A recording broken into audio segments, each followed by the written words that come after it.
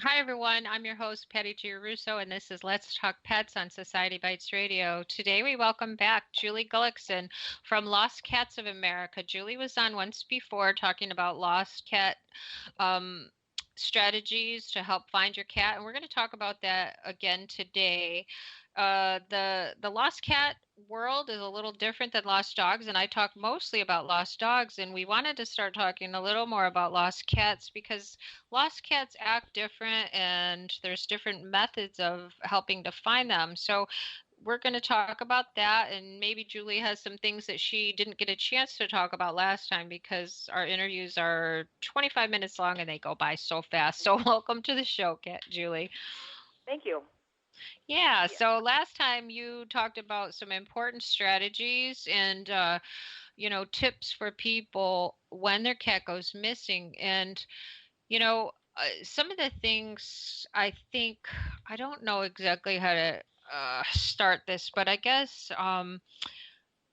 every single day I get reports of lost cats, and I've started doing this. I've started waiting one day before I make the flyer because the post is already up for the lost cat, and we've given all the information. And no doubt within a day, the cat's going to come back. But there are those instances, of course, that they don't, or it's a special case, like maybe the cat is an indoor cat only, a senior cat, a cat on medicine, something that, I have those categories. And so if that cat falls into a certain um, more urgent category, then I don't wait. But the other ones I've been waiting on, and most of the times we're lucky that the cats come home. But let's talk about why you think or what might happen that the other times they seem to just be gone for weeks at a time. What do you think is happening? There could be a number of reasons. Obviously, unfortunately, if the cat got out and was not, if you want to say, street smart, and an animal maybe got it. I know I mentioned in the last time, and I know it's a sore subject with cats getting declawed, but it happens. Then they've got nothing to protect themselves, So you got to be aware of that. If they do get out, there's nothing they can really, other than maybe run. They can't climb a tree, they can't fight back. So unfortunately, if a predator gets a hold of them, there's that. And then you got to be careful with the cars, the roads. If they run out into the roads, that unfortunately that's one of the saddest, most unfortunate things if you're not finding your cat. That and I know a lot of owners right away, a day or two will go by and they're like, oh, I'm never going to see my cat again, and that's why we're there, is to calm them down and say, okay, not necessarily. I mean, more often than not, they do come back home. Others might be where people just don't realize, and that's one of the big things that we do at Helping Lost Pets, Lost Cats of America, Lost Dogs of America, is we try to tell people or inform people that just because you see an animal doesn't mean it's a stray. It could Mm-hmm. be somebody's pet. It's very Right. important to take that animal, the pet, the cat, the dog, and get it checked for a microchip. So many times we've had stories where they found the microchip, and oh, okay, then we have reunited that cat with their owner. So that is the number one thing right there, is if you do find, even if it's a cat, don't just assume it's an outdoor cat. And cats, just like dogs, it doesn't take much for their fur to start matting down because they're on survival mode. They're not just sitting around, like, especially if they're a house cat and they've been prim and proper all their life and they accidentally get out, their fur is going to get matted. It's going to get the burdocks in it. They could get rained on. They could get, who knows. Right. So they may look a little shabby. Don't just assume it's a stray. Please get that cat in to check it out for the microchip. Some people they'll rehome it thinking, oh, it's Yeah. okay, it's just a cat. You can't do that. I mean, I'm sorry, there are laws out there. So, and every state and every area in the states, there's different areas with different rules. Check your local humane societies and shelters, and they should be up to date on what the laws are in your area. There's some days are 4 days, some are a week. There's a waiting period before you can rehome an animal. And the best thing you can do is, if you found a cat, obviously get it checked for a microchip, contact your local help page, whatever state you're in, and fill out the report. Let's get that report out there. And don't just rehome it.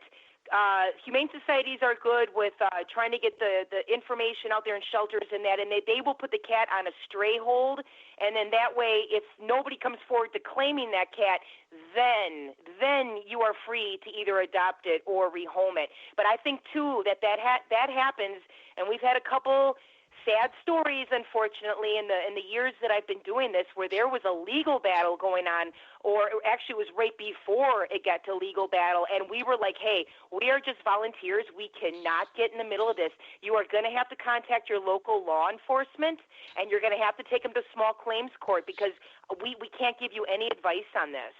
So, yeah, that stuff does happen, too. And I think more so, it seems to me like more so with cats, unfortunately, that we see people find a cat and they just keep it. It's a beautiful cat. I'm just going to keep it. That's why when this cat's name was Baymax, and it was like a Persian, not a Persian, a Siamese cat, like a rag doll, I guess. Beautiful cat. And I always, whenever I put I have the albums like Persian, Siamese, whatever, in one album. So whenever I put a new flyer in there, I would see that cat. And I thought, oh gosh, he's never going to get that cat back. It's so beautiful. Whoever finds it's going to keep it. And yesterday, this cat was found after, I just told Kathy Boblowski this, 1 year, 1 month, and 11 days. Wow. Yeah. Wow. It was found 4 miles from home, and it's in good shape. And it looked good. So I think someone found it and kept it, and it maybe got away from them. And that happens too. We have had stories too where somebody found the cat, and the owner would put the flyer out there, people posting, we would repost it after maybe some time. Then all of a sudden, a month or two goes by, and here's the cat walking right up to the door, and it's in prime condition. Like, It looks really good. And people have been wondering, did somebody maybe take the cat, and then seen that the owner was looking for it? Because I can tell you right now, you will be in trouble if they find out that you're rehoming cats without proper protocol. So you need to always remember that. It's against the law to do that. Some places are more strict than others. That's why I say always make sure you know your laws in your area before you do anything. But those stories do happen. But that's an amazing story. I'm really glad that everything worked out for that person. Yeah, and this was just yesterday. It happened yesterday. So yeah, wow. I know, it was great, because those are the stories that we like to, because it gives people hope.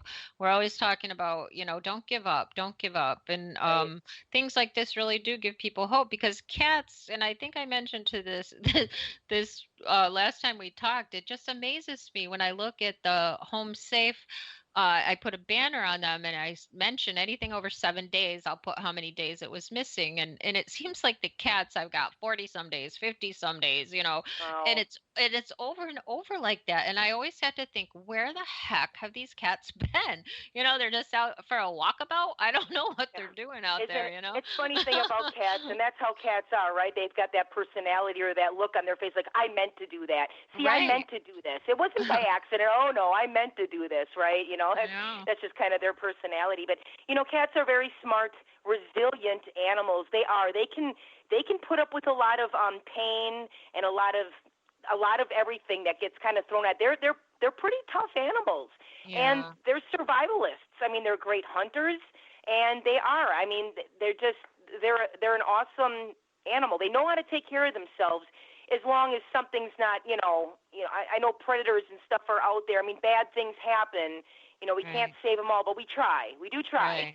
Right. But yeah, and being gone. Oh, sorry. Go ahead. No, I was just going to reiterate what you said about people holding them and keeping them. You just cannot do that. You can't. Yeah, I would really stress that, and we tell them all the time, you need to contact your local law enforcement or your humane society, your shelters. They should all be up to date on the laws in the area, because every area is different. So I don't want to say, because our area where I'm at, it's a 4-day stray hold, and it used to be a week, and they downed it to 4, unfortunately, and that there is a big outcry about that. But who knows? Things never stay the same. Maybe we can get that back again. People try. We're trying. But you have to make sure you're up on your laws, because if you get found out that you're just picking up cats off the street and rehoming them, you're going to be in trouble. Yeah. It's unfortunate. I'm just, and I don't want to like scare people, but we have had instances out there where there's the non-cat lovers that will go and, they don't like cats for whatever reason, and there's a cat they find in their yard, maybe the cat's disturbing the birds or whatever it is.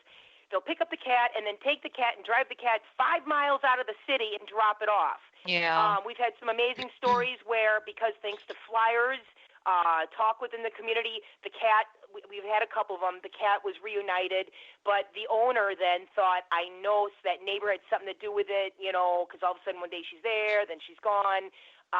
Yeah, that does happen too.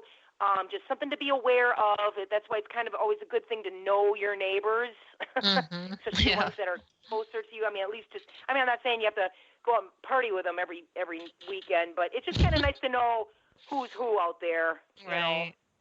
And talking about neighbors, that's one thing that we stress, and I know it's one of your tips that you give, and it's so important to not talk about it, that when your cat does go missing, that to actually go to your neighbors and knock on their doors and ask them if they can check, or you can check their garages or sheds or something. We had a beautiful cat, Persian cat, that got locked in a neighbor's shed and died.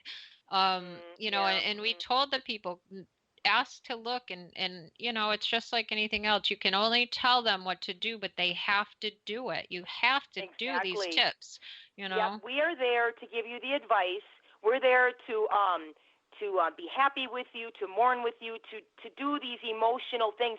We've had frantic owners, and we understand that. That's why we're here. So we just calmly tell them, well, you got to try this. We can't do it for you. We're helping like 500 other people. We can only do so much. You as the owner have to take that responsibility, and you have to go out there and check under the porches, check in the trees. Cats are dusk and dawn animals. So those 2 times, especially when it's getting quiet, when it's a little bit more quieter out and they're a house cat and they might be scared, that's about the time they're going to start coming out.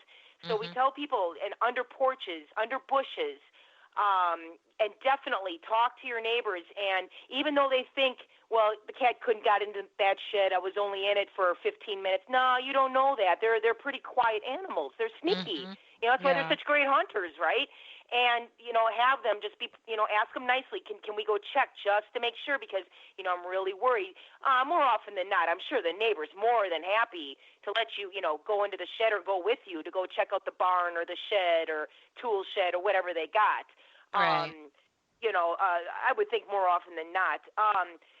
Take a flashlight when it's getting dark and it starts quieting down, especially for those house cats that got out.